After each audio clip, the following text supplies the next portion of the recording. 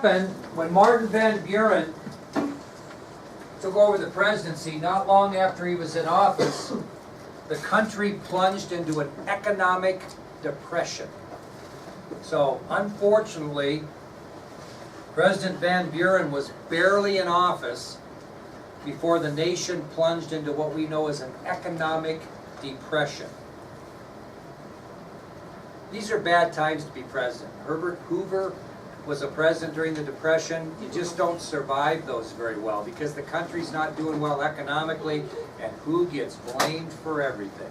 The President of the United States. So basically what happens is Van Buren serves his 4 years in a depressive state economically for this country.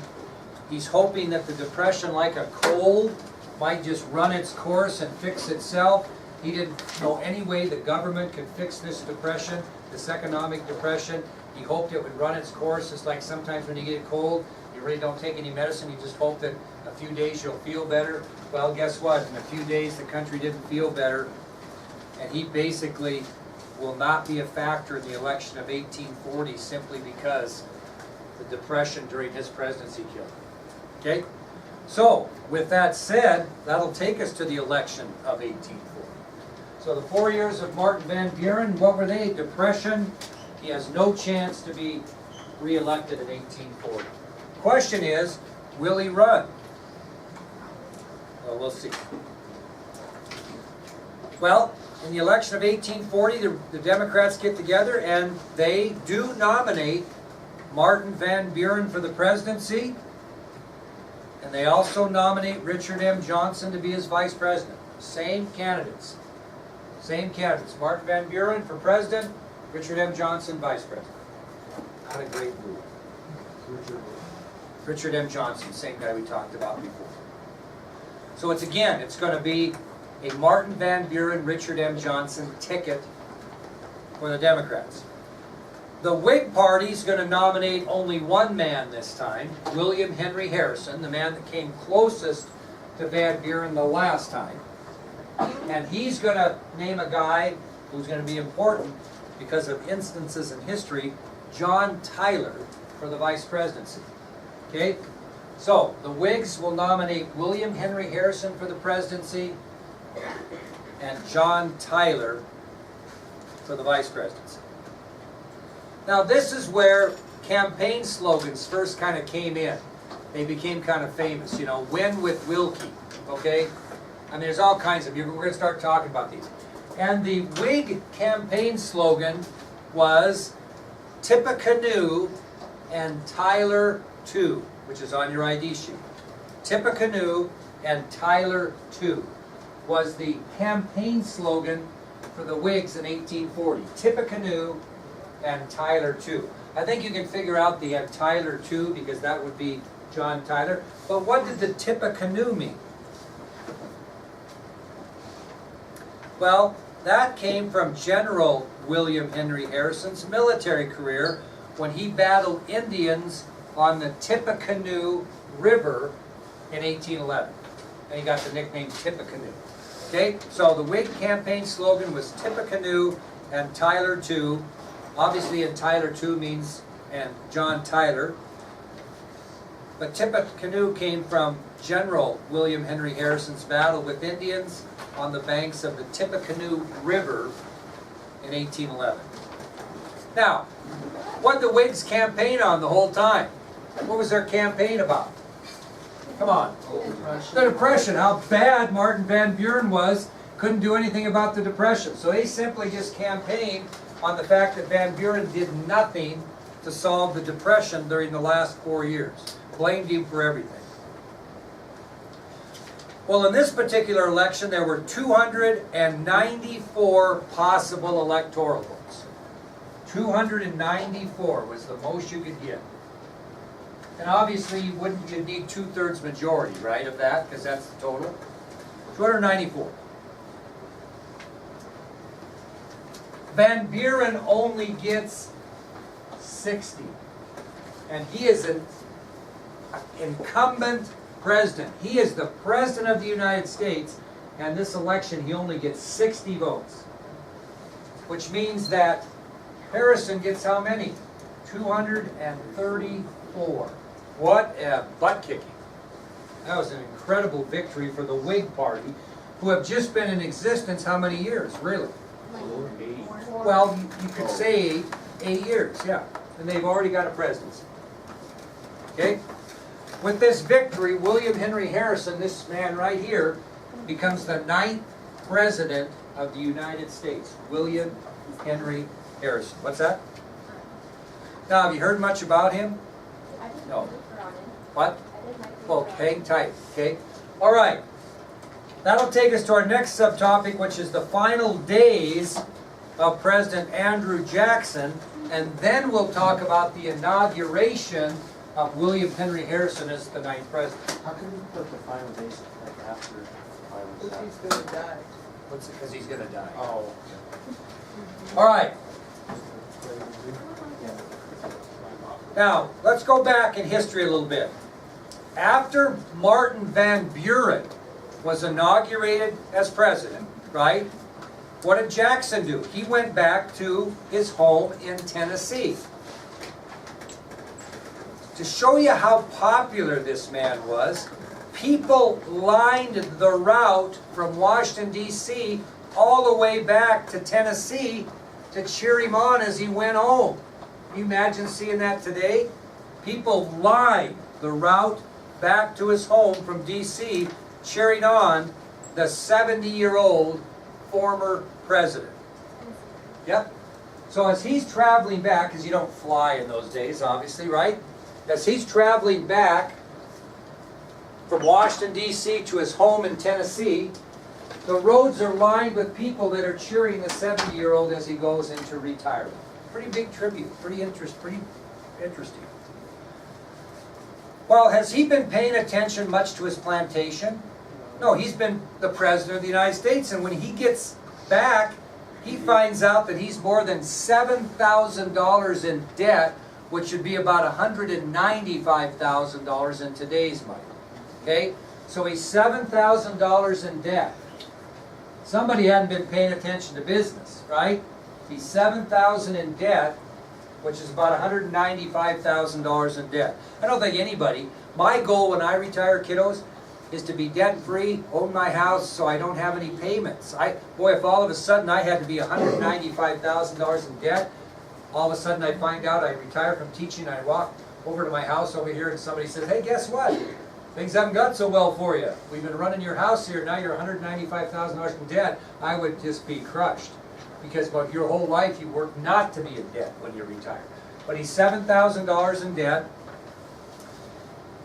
And that's because his adopted son, Andrew Jackson Jr., poorly managed the plantation while he was serving as president. Okay, so the reason they were $7,000 in debt is because his adopted son, Andrew Jackson Jr., had poorly managed the plantation in Tennessee. So, unfortunately, I feel bad for the guy. The rest of his life, he struggles financially and physically. He's not in very good health. So he's going to struggle both financially and physically the remainder of his life. That's really not what you want when you retire. You want to retire out of debt and healthy. That's the goal. And some people work too long. I don't know if I'll still be doing this at 70 or not. But you know, some people retire early so they have some pretty good health during retirement. Okay? He wasn't in very good health at all, and now he's in debt. He also was depressed in the fact that William Henry Harrison won in 1840. Later, you know, he gets back home, he watches poor Martin Van Buren suffer through the Depression, and he gets depressed when he hears that William Henry Harrison has won the presidency, because he knows that the Whig Party stands for everything that his party didn't stand for. They got complete polar opposites. So he's back there again, kind of down in the dumps, because he's in financial ruin in his mind. He's not in very good health. Now they've elected a Whig president that's going to ruin everything he accomplished during his presidency. And finally, on June 8th of 1845, Jackson is just so weak with illness, that he summons his son, Andrew Jr., yep, on June 8th of 1845, Jackson, very weak with illness, summons his son Andrew and the family and his servants to his bedside. So he's sick, he's at his bedside in bed, he calls for his son, he calls for the members of his family that are there, and he calls for his servants to his bedside.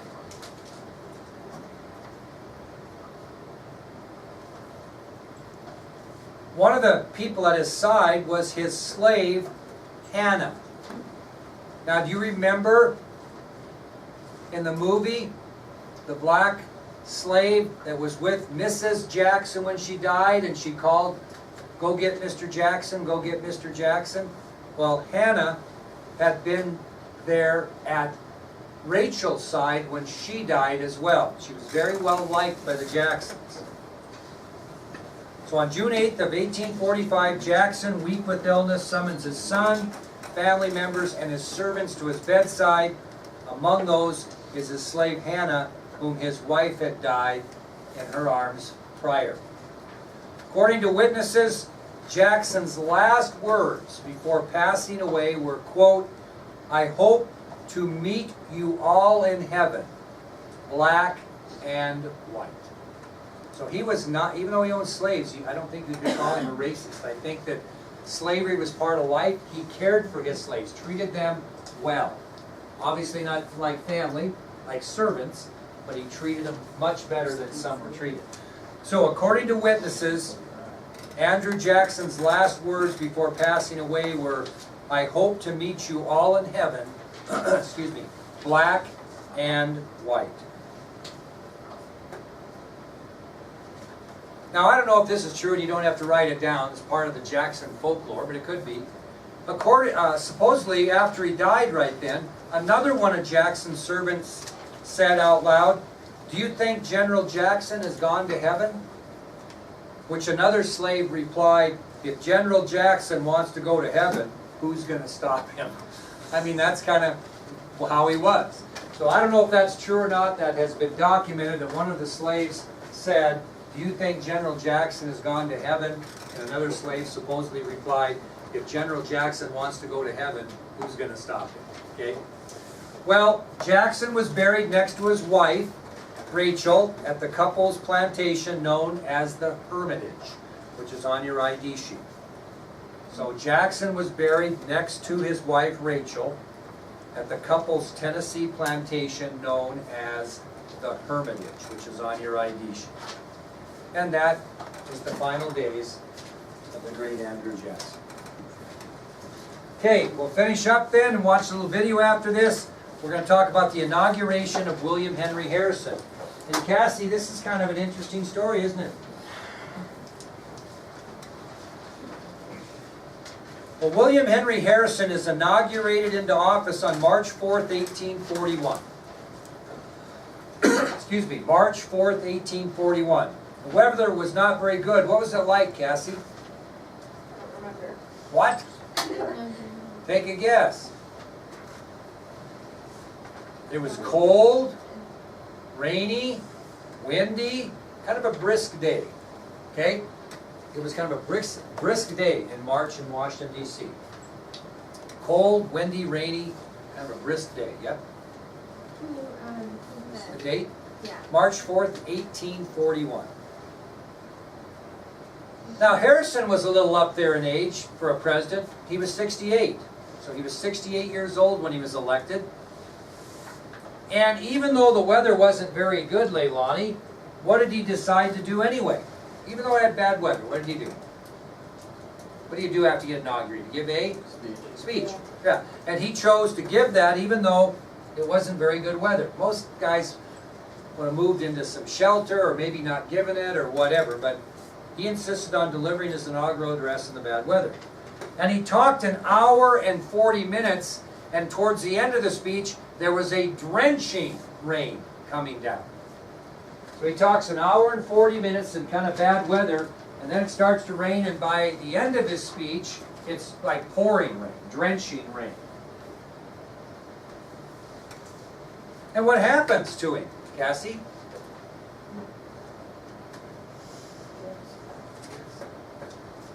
he catches a cold he goes back to the White House after a speech, he's soaked to the bone, and he comes down with a cold, and it gets worse and worse and worse. What?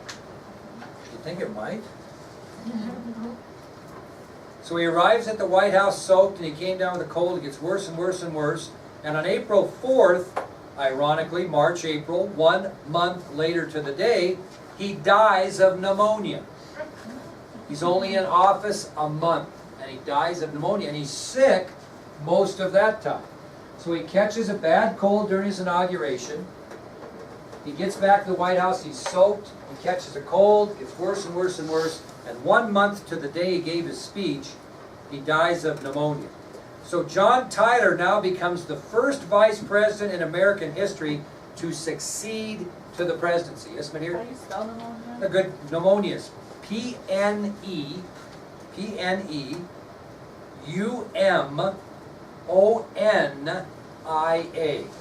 P-N-E-U-M-O-N-I-A. So John Tyler, the vice president, becomes the first vice president in American history to succeed to the presidency. Did you know that during the rest of the time that Tyler served Harrison's term, which was 3 years and 11 months, there was no vice president? There was simply him. Okay? There you go. Now, Like our shortest one, we didn't see them. that's the shortest. Now, we're not done yet. I want to tell you, because we're not going to spend a bunch of time on John Tyler's administration, I'm going to tell you 3 things that happened of importance during the administration of John Tyler. 3 things of importance that happened during the administration of John Tyler. Now, let's think about this, kiddos. Can you remember? Did we own all the way to the Pacific Ocean by virtue of the Louisiana Territory? No. We owned this area in here, okay? So one thing that happened during the presidency of John Tyler is the United States boundary ended up going all the way to the Pacific Ocean. We ended up with this land that we did not have before, and that's another story we'll tell you about. So the boundaries of the nation were extended all the way to the Pacific Ocean during the administration of John Tyler.